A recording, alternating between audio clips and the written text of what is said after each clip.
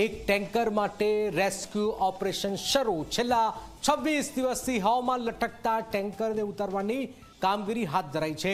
વડોદરા આણંદને જોડતા ગંભીરા બ્રિજ દુર્ઘટના બાદ 26 દિવસથી હવામાં લટકેલા ટેન્કરને આધુનિક ટેકનોલોજી મદદથી ઉતારાશે। ત્યારે બ્રિજ પર લટકી રહેલા ટેન્કરને કેવી રીતે નીચે ઉતારાશે, જોઈએ શું થવાનું છે અને શું થશે આ અઠવાડિયાની અંદર, શું ટેન્કર ઉતરશે, ખાસ અહેવાલમાં જોઈએ।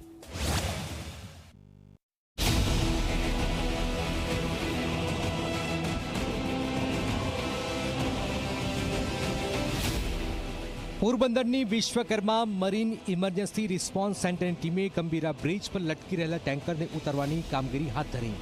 કઈ ટેકનોલોજીનો ઉપયોગ કરીને ટેન્કરનું રેસ્ક્યુ કરાશે તેની જાણકારી માટે ઝી 24 કલાક ટીમ ગંભીરા બ્રિજ ખાતે પહોંચી।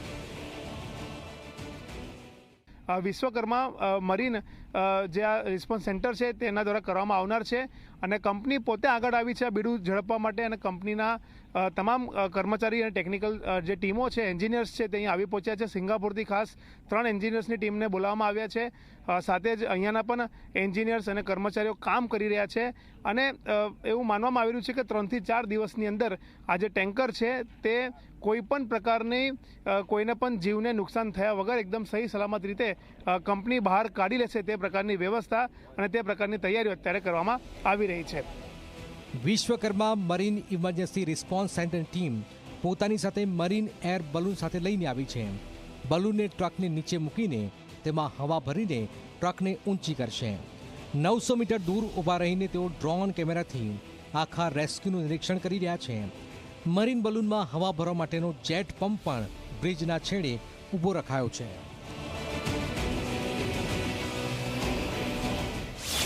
બ્રિજ પર લટકતું ટેન્કર 12 ટન વજનનું છે, જ્યારે કે મરીન બલૂન 300 થી પણ 500 ટન વજન ઊંચકવા માટે સક્ષમ છે।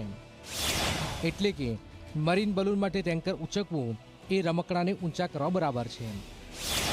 કેટલાક હાઈ પ્રેશર બલૂન તો 1000 ટનથી પણ વધારે વજન ઊંચકી શકે છે। પોરબંદરની વિશ્વકર્મા મરીન કંપનીના 50 એન્જિનિયર સાથે આવ્યા છે, ત્યાં કામગીરી સંભાળી રહ્યા છે। આ કામ ખૂબ જ સાવચેતીપૂર્વક કરવાનું હોવાથી શુક્રવારે કે શનિવાર સુધીમાં લટકતા ટેન્કરને બહાર કાઢવાનું કામ પૂરું થશે। એટલે કે 150 થી 200 કલાકનું આ રેસ્ક્યુ ઓપરેશન છે। સતત 6 થી 7 દિવસથી 50 મરીન એન્જિનિયર્સની ટીમ એક ટેન્કરને બહાર કાઢવા માટે રાત દિવસ કામ કરશે।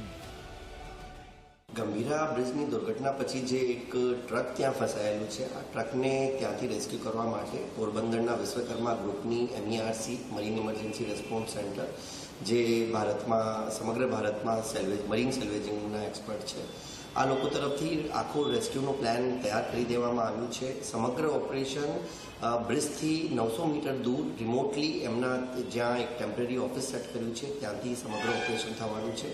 આ ઓપરેશનમાં એમના દ્વારા ખૂબ અત્યાધુનિક ઉપકરણોનો ઉપયોગ કરવામાં આવશે। મરીન કંપનીના એન્જિનિયર્સની ટીમે હાલ કામગીરી હાથ ધરી છે। સેફ્ટી અને ટેકનિકલ સામાન સાથે ટ્રકની પાછળની બાજુમાં લાંબા દોરડા અને અન્ય હવા ભર્યા વિનાના બલૂન પણ સ્પેર માટે તૈયાર કરાયા છે, જેનાથી આગામી દિવસોમાં છેલ્લા 26 દિવસથી હવામાં લટકતું ટેન્કર કોઈ પણ પ્રકારનું નુકસાન થયા વિના જ જમીન પર આવી જશે। રવિ અગ્રવાલ, ઝી મીડિયા, વડોદરા।